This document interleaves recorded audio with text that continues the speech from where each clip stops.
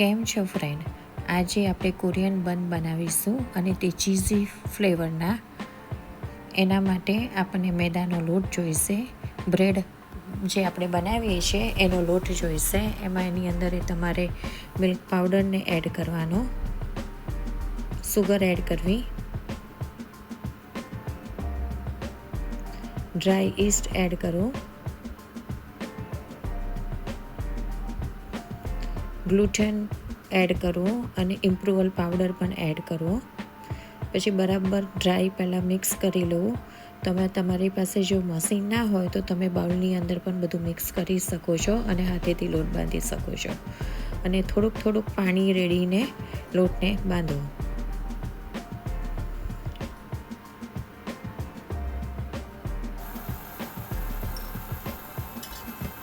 પંદર મિનિટ સુધી લોટને બરાબર મસેડવો, જ્યાં સુધી ગ્લુટન ક્રિએટ ના થાય ત્યાં સુધી. પછી બટર ઉમેરવું એની અંદર, થોડુંક મેલ્ટેડ બટર, અને એને બરાબર મસેડવું જ્યાં સુધી સોફ્ટ અને લીસો ડો ના થાય ત્યાં સુધી. 15 થી 18 મિનિટ સુધી તમારે લોટને મસેડવો જ્યાં સુધી ગ્લુટન ક્રિએટ ના થાય ત્યાં સુધી.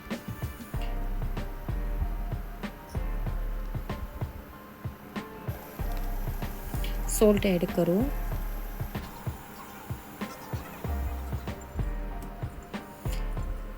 લોટને તમે હાથેથી પણ મસેડી શકો છો, પણ 15 થી 18 મિનિટ સુધી તમારે લોટને મસેડવો જ્યાં સુધી ગ્લુટન ક્રિએટ ના થાય ત્યાં સુધી. ગ્લુટન ક્રિએટ થયું છે કે નથી થયું એ તમને કેવી રીતે ખબર પડે? જ્યાં સુધી લોટ તમારો તૂટી ના જાય બાંધતા.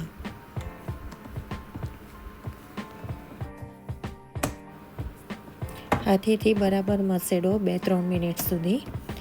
પછીથી થોડોક નાનકડો લુવો લેવો અને તમારે ચેક કરવું કે ગ્લુટન ક્રિએટ થયો છે કે નહીં. આવી રીતે સ્પ્રેડ આઉટ કરશો એટલે એકદમ ટ્રાન્સપરન્ટ થશે તમારો, વચ્ચેથી લોટ તૂટી નહીં જાય. એટલે સમજી જવાનું કે તમારું ગ્લુટન ક્રિએટ થઈ ગયું છે. જ્યાં સુધી ગ્લુટન ક્રિએટ નહીં થાય ત્યાં સુધી તમારા બન સારા નહીં બને. એટલે ગ્લુટન ક્રિએટ કરવું વધારે ઇમ્પોર્ટન્ટ છે આની અંદર.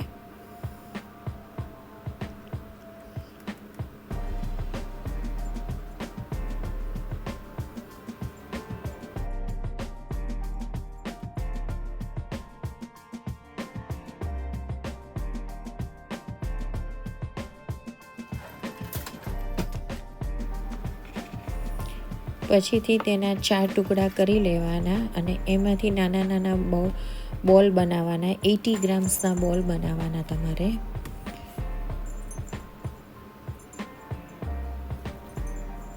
અને જ્યારે બોલ બનાવો તો અંદરથી લોટને ખેંચીને ટાઈટ રોલ બનાવવાનો.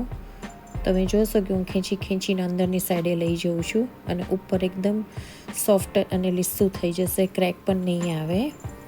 અને અંદરની સાઈડે ટર્ન મારતું જવાનું, ટાઈટ રોલ બનાવવાનો.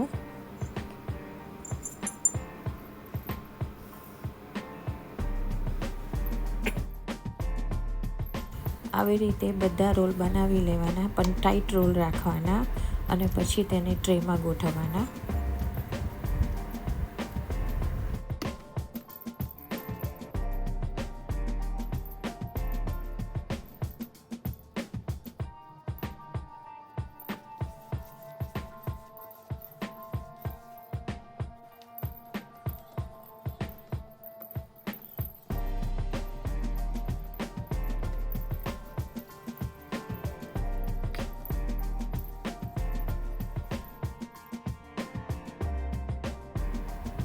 ટ્રેમાં ગોઠવીને પછી પ્લાસ્ટિકની બેગ ચડાવી દેવાની અને 45 મિનિટ સુધી પ્રૂવિંગ ઉપર મૂકવાના. અને પ્રૂવ થઈ જાય પછી તમારે 200 ડિગ્રી ઉપર 12 મિનિટ્સ માટે તમારે બેક કરવાના. 200 ડિગ્રી ઉપર 12 મિનિટ માટે તમારે બેક કરવાના.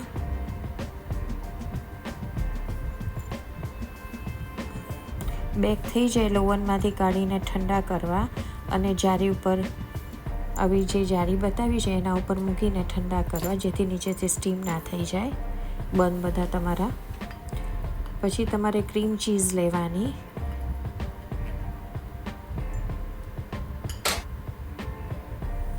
એને બરાબર whip કરી લેવું ક્રીમ ચીઝને.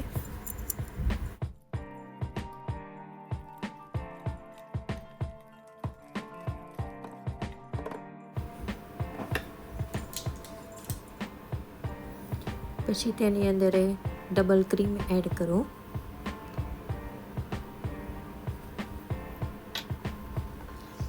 એને પણ બરાબર whip કરી લો.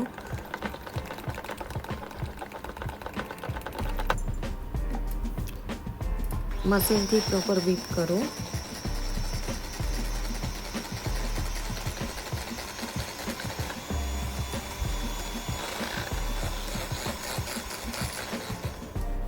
તમે whip કરશો એટલે એકદમ સ્ટીફ થઈ જશે.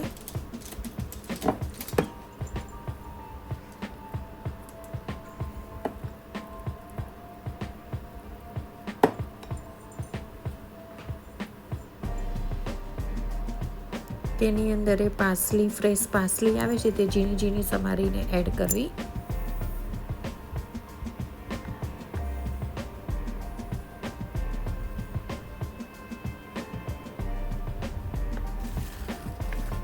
પછી તેને પાઇપિંગ બેગમાં ક્રીમ ચીઝને ભરી લેવાનું.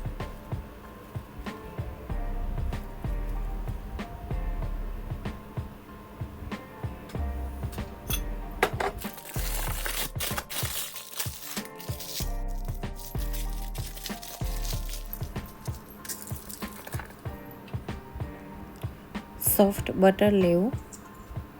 એની અંદર મિક્સ ફ્રેશ હર્બ્સ એડ કરવા. હર્બ્સને પહેલાં ધોઈ કોરા કરી અને મશીનમાં ક્રશ કરી લેવા.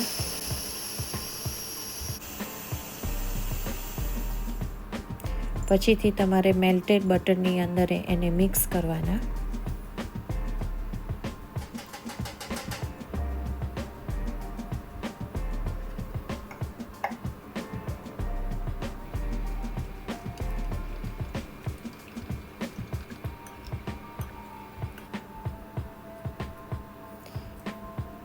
પછી બંને લઈને તમારે 4 પહેલાં ટુકડા કરવાના અને પછી બીજા 4 કરવાના. પણ છેક નીચે સુધી નહીં કટ કરવાનું, હાફ વે સુધી જ કટ કરવાનું. હાફથી થોડેક નીચે સુધી કટ કરવાનું, જેથી આપણે એની અંદર સરસ રીતે ફિલિંગ ભરી શકીએ. એક બનમાંથી 8 પીસ થશે તમારા.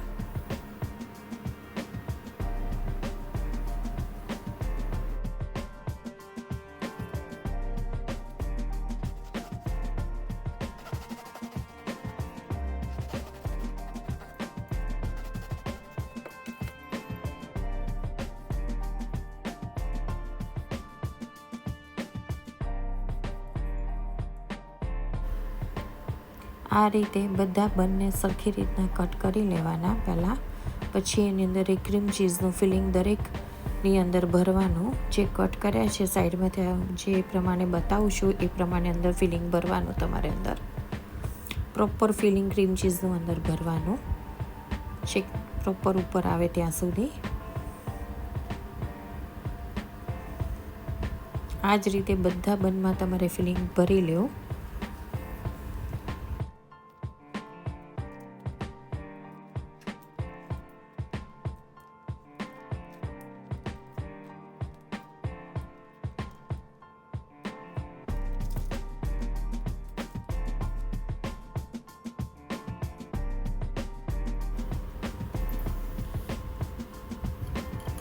મેલ્ટેડ બટરને બરાબર હલાવી લેવાનું. મિક્સ હર્બ્સ નીચે બેસી ગયા હોય તો પ્રોપર બરાબર મિક્સ કરી લેવાનું.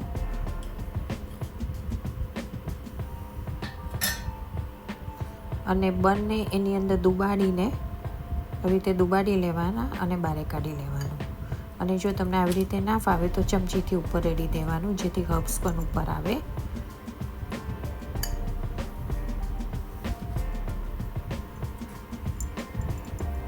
આવી રીતે તમે પણ ઉપર બીજા મિક્સ હર્બ્સ મૂકી શકો છો. બ્રશથી તમારે એને સ્પ્રેડ આઉટ કરી દેવાનું પ્રોપરલી બંને આજુબાજુમાં, ચારે બાજુએ.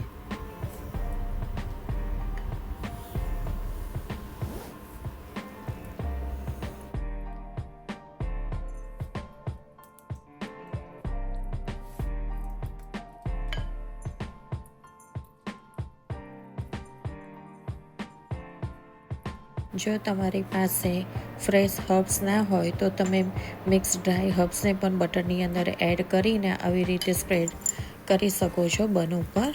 પછી તેની ઉપર ચીલી ફ્લેક્સ અને બ્લેક પેપર પાવડર એટલે મરીનો પાવડર તમે સ્પ્રિંકલ કરવો અને સી સોલ્ટને થોડુંક સ્પ્રિંકલ કરવું.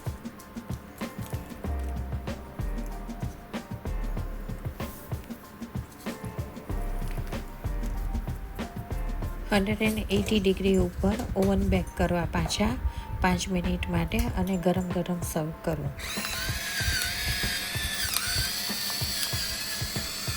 Thank you. તમને અમારી રેસીપી ગમી હોય તો શેર, સબસ્ક્રાઈબ અને લાઈક કરજો. Thank you very much.